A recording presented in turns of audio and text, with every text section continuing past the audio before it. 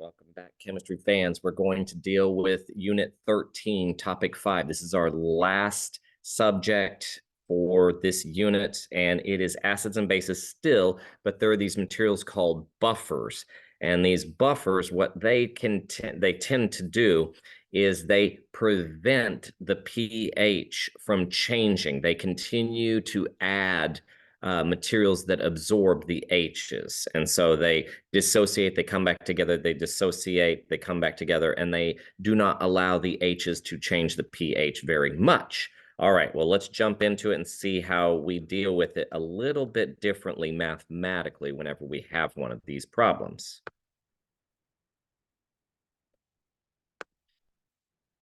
Okay, so here is the problem. What is the pH? Now, again, we know our formula for pH. pH we have dealt with is equal to negative log of the hydrogen ion concentration. This acts as a weak acid because we have a Ka value, so it doesn't dissociate completely in here. So this NH4Cl, it is going to dissociate into an NH3 and a hydrogen piece in here. And so these are going to be able to absorb, this is going to be able to absorb, as well as the Cl is going to be able to absorb a hydrogen when they are donated. So that's the pH nature of this scenario that we have.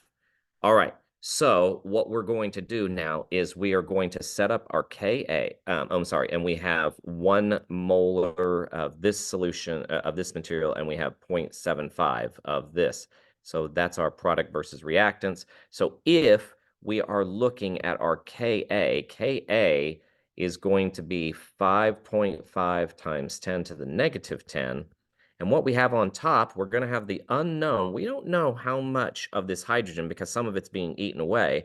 We do know we have 0.75 on top, and down below, we're going to have just the 1, and that's from the 1 molar solution that we had. All right, so we're going to solve for that X because that X is going to end up being our hydrogen ion content. So we're going to multiply 1 times 5.5 times 10 to the negative 10. Well, that equals the same value, but then we're going to divide it by 0.75.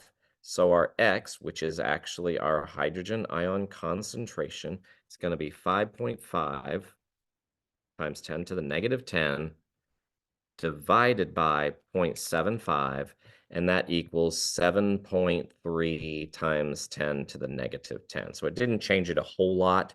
And so our pH is going to be the negative log of that hydrogen ion concentration. So we're going to plug that right in here. And we're going to get negative log of 7.33 exponent e negative 10.